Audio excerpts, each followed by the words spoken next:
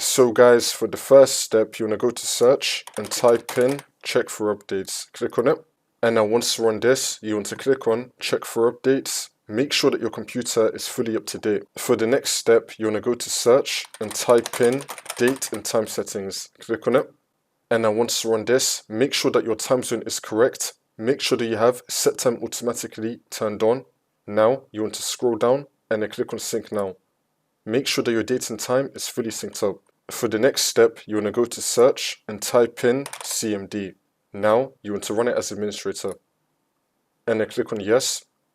And now once you're on this, you want to type in ipconfig space / flush DNS and then click on enter.